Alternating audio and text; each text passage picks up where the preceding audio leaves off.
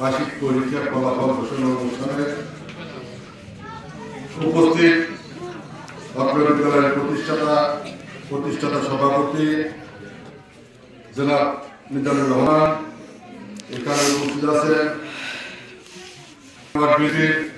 সম্পাদক স্নেহস্পদক আবুল কালাম আজাদ জুয়েল, অত্র বিদ্যালয়ের সুযোগ্য ভারপ্রাপ্ত প্রধান শিক্ষক জনাব আব্দুল্লাহ, উপস্থিত অত্র বিদ্যালয়ের একজন তরুণ এবং মেধাবী শিক্ষিকা মন্ডলী, অভিভাবক মন্ডলী, আমার ছাত্রীদের সবাইকে আমি আমার পক্ষ থেকে তথা পৌরসভা শিক্ষক থেকে বক্তব্য শুরুতে 2026 সালের অগ্রিম ইংরাজী নববর্ষের শুভেচ্ছা। আসলে বক্তব্য দিব না, শীতের সময় বিগত একটি বছর এই বিদ্যালয়ে তোমরা কিভাবে লেখাপড়ায় মনোনিবেশ করেছ, এই বিদ্যালয়ের শিক্ষক শিক্ষিকা মন্ডলী কিভাবে শিক্ষা দান করেছে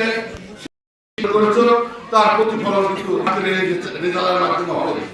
আজকে আমি শুধু বলতে চাই, ছাত্রছাত্রীদের মূল কাজ কিন্তু লেখাপড়া এবং অবসরে শরীরটাকে সুস্থ রাখার জন্য খেলাধুলা বা বিনোদন।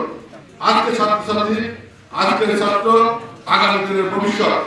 আজকের ছাত্রছাত্রী আগামী দিনের দেশ এবং জাতিকে নেতৃত্ব দেবে।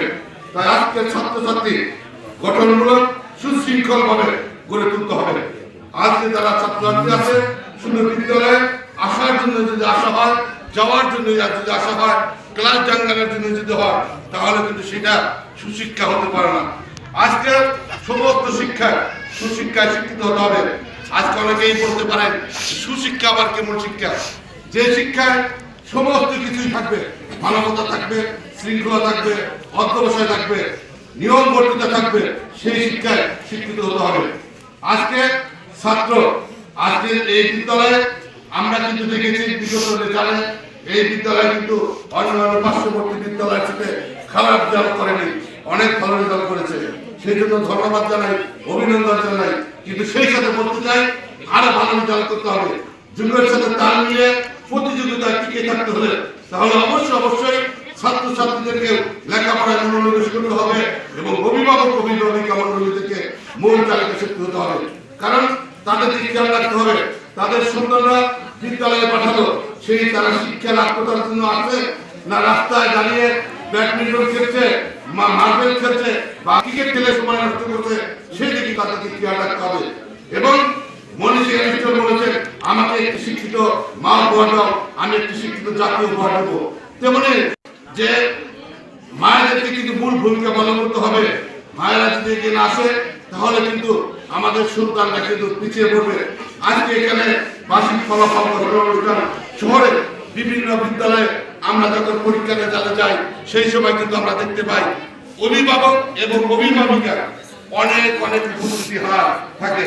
আর আমাদের এই জায়গা বিদ্যালয়ের যারা অভিভাবক আছে তাদের দায় সারা ভাবে আজকে 5-10 জন অভিভাবক উপস্থিত হয়েছে। আমরা আশা করবো ভবিষ্যতে যেন অভিভাবক এবং অভিভাবিকেরা বেশি করে উপস্থিত থেকে তাদের সন্তানরা বিগত একটি বছর লেখাপড়া করে কি রেজাল্ট হলো সেইগুলো যেন তারা দেখতে পারে।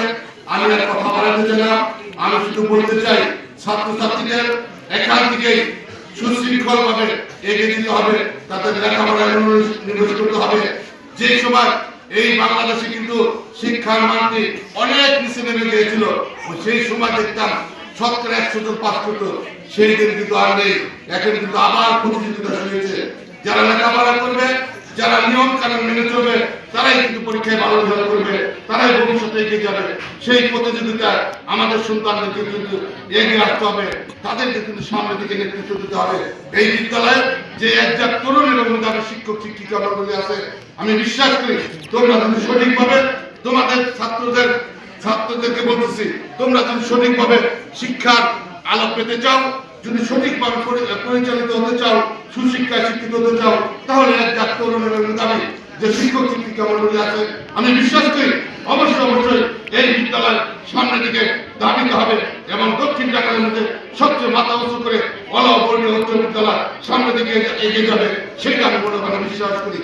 আমি আর কথা বলাতে চাই না, আমি ছাত্রছাত্রীদেরকে আবারও বলবো, সবসময় একটি কথা বলতে চাই, আমি বলে থাকি যে ছাত্রছাত্রীদের মূল কাজ হলো লেখাপড়া, এবং এক বছর পরে বা 5 বছর পরে আমরা যে সময় পড়তাম এইচএসসি, সেই সময় কিন্তু 10 বছরের রেজাল্ট, তেমন কিন্তু আজকে নাই।